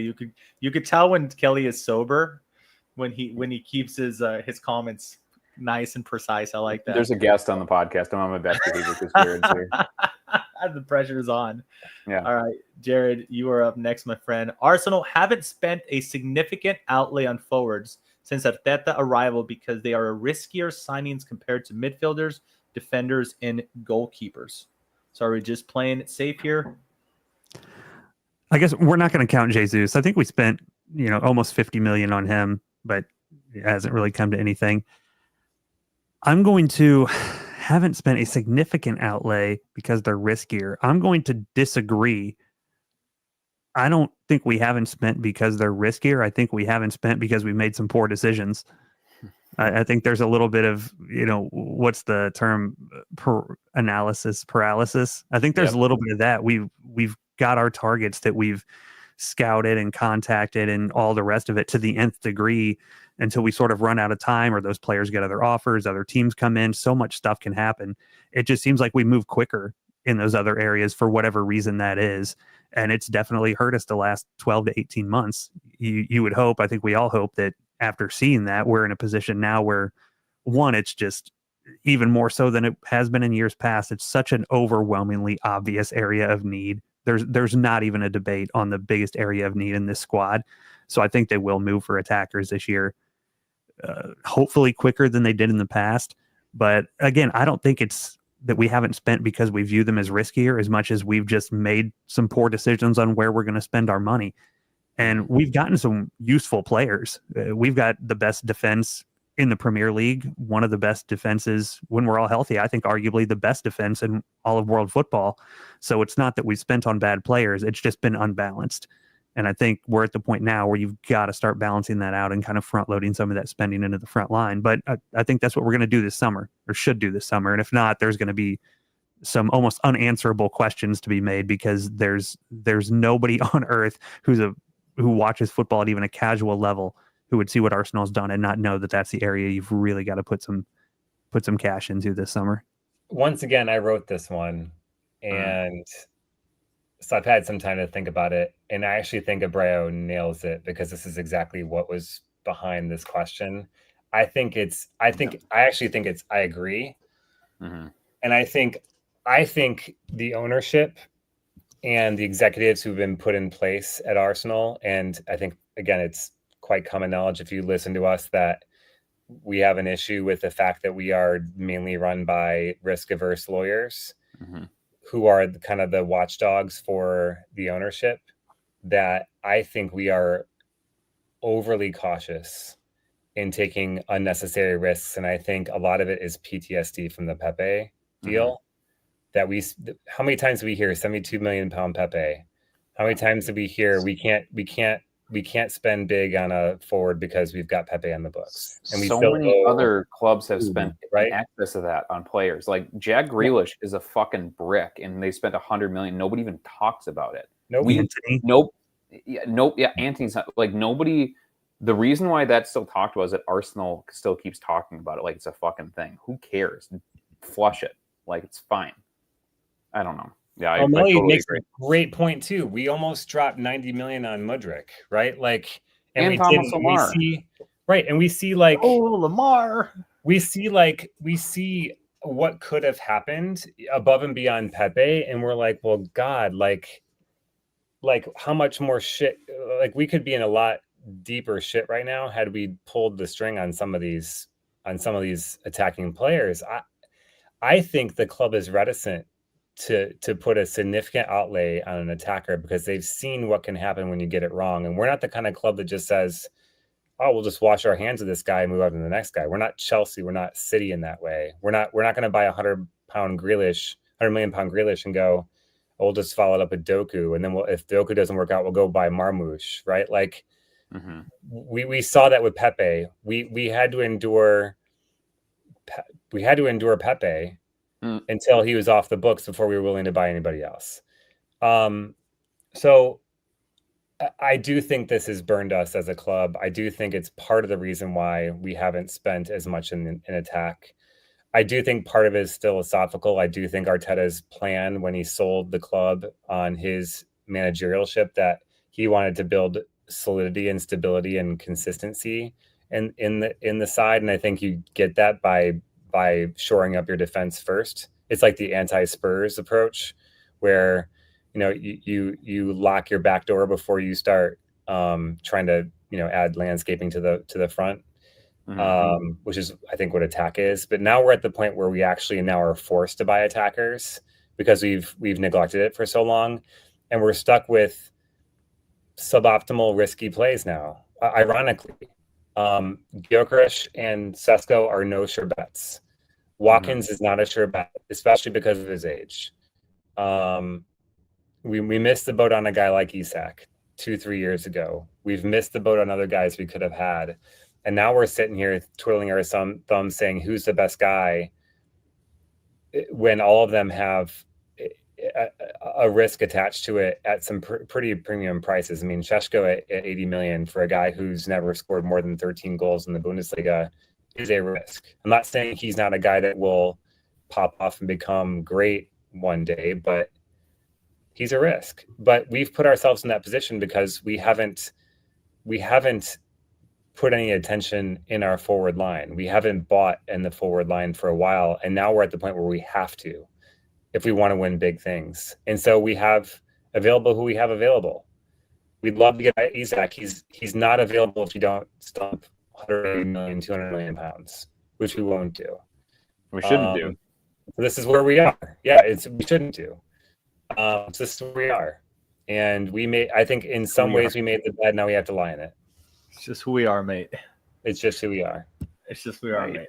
I just want to, just for the sake of conversation, because you bring up Isaac, and I know that we say we missed out, but just to add some like context to the Isaac conversation, because I feel like history repeats itself a lot with players that we're linked with. 2019-20, he had 9 goals. 2021 was the outlier with 17. 21-22, 6 goals. 22-23, I was going to say 1 goal, but he only played 2 matches. But 6. So he only hit double digits once in his entire time with Real Sociedad. So I think that we are very much like with Isaac in goals. You could kind of draw some similarities as far as he's not lighting the world up in fire. He's not like Gyökeres is the only one that's putting up like an insane amount of numbers in Portugal, and you could assess the league however you want to assess the league. But the idea, at least I push back on the idea that Isaac was such an obvious choice when it was in Real Sociedad. I feel like to say he wasn't obvious. He was right there for the taking. I feel like it's a little disingenuous. That's not how you're representing it. I know that within the whole conversation that you established, Chris, that's not what you're aiming for. But I do think like when people kind of like throw the line out and say, we missed out on him 3 years ago, I think it's much easier to say we missed out on him 3 years ago now than it was 3 years ago. For sure. And a lot of people were saying the same things that we're saying about Rodrygo. He didn't score enough. He was inconsistent. Yeah. He was injury prone. He underperformed his XG. But 3 years ago, that's the kind of player, that's the kind of forward you'd want Arsenal at the stage we were at to take a risk on, because we were in a position to do so. And I think did Newcastle pay 40-50 million for him? I mean, that's a lot different than paying 80 or 90 million for a guy that's scoring about the same number of goals as he did back then in Sesko. So, or Gyökeres, who is coming from a league that has shown it doesn't necessarily translate well from an attacking perspective to the Premier League. All you have to do is look at Darwin Núñez. So, I don't know. Again, we've put ourselves in this position because we've neglected these positions for so long, and so now we're forced to take a risk. And will it pay off? I don't know, but we have to. We have no choice. Mm-hmm. Okay, all right. We're on our last go around. Chris, you're gonna get the ball. You're gonna kick the ball here, get it started. This. Okay, I made sure to include Watkins. I made sure to include Watkins just for Abreu, but you could insert striker here. Kai Havertz will start more games as striker than our new signings. I mean, I inserted Watkins for SNGs, but I'm gonna modify it and say Kai Havertz starts as striker more than Šeško, Gyökeres, and or Watkins. My answer changes if it's Watkins versus the other two. I think if it's Watkins, Watkins starts more at center forward because he's. Oh, that's crazy! Really? Okay. Yep. It doesn't necessarily mean that he's better than those other options, but he's a known commodity. We know exactly how he plays in the Premier League. He's 27, 28. I mean, he is kind of the finished article. He's played at this level for a while. So I think he's the kind of player that hits the ground running quicker than the other two. And for that reason, I think he starts more games than the other two would in that same position. Now, does he start more games than Kai Havertz? That's the more interesting question. I'll say agree just for fun. I don't know if that's the case or not. I think if you put in Šeško or Gyökeres, I think the answer is disagree, because I think Kai Havertz is the known commodity in that equation. He doesn't have any adjustment to make other than, to get healthy from his surgery, which I'm guessing he'll be healthy for the beginning of the season. And I think you'll want to bet in a guy like Šeško slowly. I think you'll want to bet in a guy like Gyökeres slowly, because both of them are coming from outside the league. In Šeško's case, he's young, and you don't want to overburden him with the expectations that we are all going to have for this season, which is starting off the league quickly and not falling behind. With Gyökeres, I think similarly in that I don't know that he's an amazing fit tactically. I think someone mentioned this in the chat earlier. I think he's better as a counterattacker than I think he is as a team that's going to dominate possession or is facing low or mid blocks. And I think we might find that Kai Havertz is actually just as effective, if not more effective, for how we want to play against those kinds of opposition. And so you're going to want to figure out how can you bet in Gyökeres' quality given the opposition. And I think there's going to be an adjustment period there where you're going to want to rely on the certainty of Kai Havertz over the uncertainty of a Gyökeres. So again, I'll say agree if it's Šeško or Gyökeres. I'll say disagree if it's Watkins. I say knowing our luck, whoever we bring will be suspended or injured for the first 4 months. So I'm hedging my bets on that one. That is for sure. Dude, as much Watkins has already become a little bit of a cult hero on this podcast for the Arsenal. He might not even sign for Arsenal, and we still might end up being the Ollie Watkins of Arsenal podcast somehow. I don't know how this is going to work, but I feel like we're trending in that specific direction. Kelly, you are up next, my friend. We are at Jurriën Timber will start more games at right back than this upcoming season than Benjamin White. Agree. I think he's younger. He was not. I don't know that he was fully fit last season, to be honest with you, coming off the ACL, and he played a million times. I mean, to the point where he shredded his ankle up a little bit. I think he's one of the very best one-on-one defenders in Europe. I really do. And to the extent that he would not start more games than Ben White, that Ben White is a much more natural overlapper and interchanger with Saka. And so maybe that's skewing me because Saka was injured for such a huge chunk of the year. But that I think I love Ben White. Ben White's one of the only players that I have his name on the back of a kit. I love Ben White, but he played a lot of football, and he's starting to break down a little bit. And Timber turned in an excellent season there, and he gives you security. I really, if you were talking to me in May and you said that Ben White started 30 league matches and Timber ended up being fighting, getting back from the injury and being more of a utility defender and played all across the back line, I would believe you. But if you told me that Jurriën Timber was fit to start the first match of the season and was the undisputed right back and White was more of a fill-in guy, I'd believe you too. And I think I'd probably more likely believe that second scenario. So I think I love Ben White.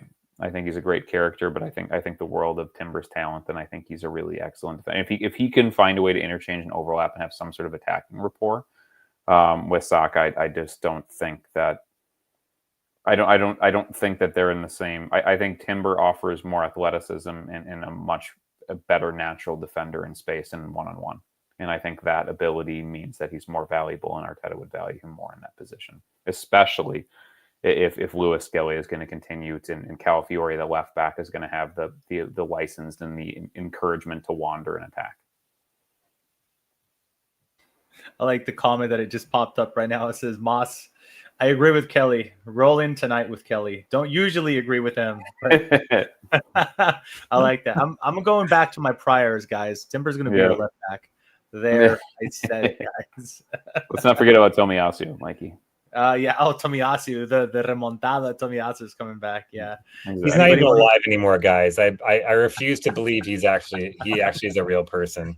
I want him so bad when he comes back. Somebody has to do like the AI thing where like the old Diesel in the WWF where he has the fake cast on and the blanket over his lap and he just stands up. Somebody's got to do that the first time Tomiyasu's on a bench for like the League Cup or something.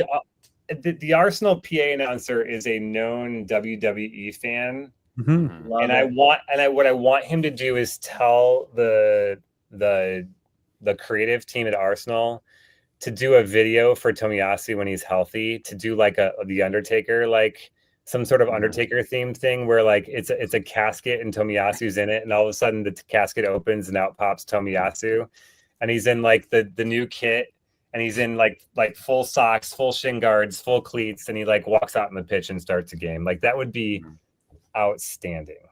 Yep. So Sebi has so much. The live comment, rest in peace. Sebi has so much homework to do this weekend with all the WWE memes he's going to have to figure out how to do. So, Yes, he is. Very nice. We're doing our big crossover. I'm here to power this crossover now. It's gonna happen, dude. All right, Jared, for the last and final one of the night, we did really good. We got through the large majority. I'm actually impressed. Well played, gentlemen. Oh, good one, Chris. We will go another Premier League season without a verdict on the Man City's 150 plus charges, Jared. All right, so this one, I've had the same theory on this for quite a while. I disagree. We're going to find the result, and I think they're spending huge this summer across a number of positions on young players because they've kind of already got the heads up that the worst they're probably going to get is a transfer ban. And maybe a financial fine, which essentially is nothing, when you've got all the money on earth that has no impact at all.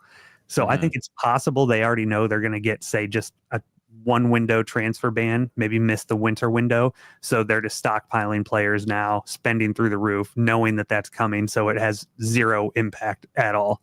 That's been my ongoing theory. So I'm going to stick with it. I disagree. It'll come down sometime maybe this season, but it's not going to be anything that has any real impact because they're prepared. They're front loading with talent, and any financial fines they get are, negligible. So strongly disagree. But I think the one thing we would all agree on is no punishment that has any real impact on Manchester City is coming. No, I'd be surprised if anybody thought that. I agree with you, Jared. All right, very nice. I am going to give each and every one of you the outro as I normally do. This is the end.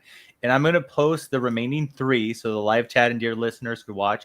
I want you guys, as you say your goodbyes, to give me an agree or disagree, 0 context, gentlemen. Bite your tongue on the context. We're just going to let people hang in there. Chris, as always, welcome. Thank you so much for joining us, Chris. You have been absolutely awesome.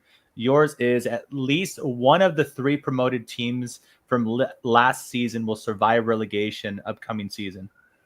I wrote this one. Damn it. I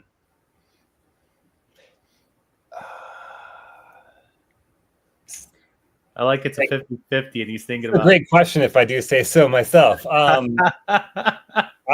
say disagree. Disagree. Thank you, Chris. You have been at Suburban AFC. You could find this man fighting every single rival fan on the Twitters. As long as you want to, his heart content, make sure you give him a follow. Kelly, yours would be Kai Havertz will start more games as striker than in midfield next season. Agree. At South Metro AFC on the Twitters, make sure to follow him. He is a wonderful follow for beers, alcohol, and cigs. Jared, Kai Havertz will start more games as striker than Watkins. Is that a repeat? I feel like That that's is a weird repeat. Well, Yeah. hey, fortunately for you, you are saved, sir. You have none to worry about. So that has been. Ooh, our I have a Arsenal- question that didn't make it here that I'll ask Jared. How about that? Oh, beautiful. Thank you, Chris, for the save. There is a fourth team that will compete for the title this season, along with Liverpool, Arsenal, and City. Disagree. And he has been the wonderful Jared, aka at JC_AFC on the Twitters. Jared, thank you so much for joining us. You have been absolutely amazing. I know this is long past your bedtime, and want to say thank you so much. We've been spoiled this summer thus far of having some quality guests on our little podcast. A massive amount of new faces in the live chat. A bunch of people watching us on YouTube, on the Twitter. Thank you so much for joining us. Truly appreciate you guys. If you made it this far and you kind of like our vibe, feel free to give us a subscribe, follow on Twitter, etc., etc., etc. I've been Mike Hers, your host. You can find us on Spotify and Apple Podcasts as well if you want to check out our audio. We will see what we got cooked up next Tuesday. We're not sure. We're just kind of flying and making things up as we go because summertime, we get to have some wacky fun. Thank you so much. Catch you all next week. Bye. Right foot this time, Martin Odegaard. Zinchenko from Ketchia, it's in, it's 4. Martinelli tiptoeing in.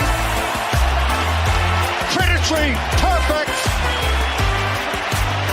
There is a gorgeous arrogance about Arsenal now. It really is. They are enjoying every second of this.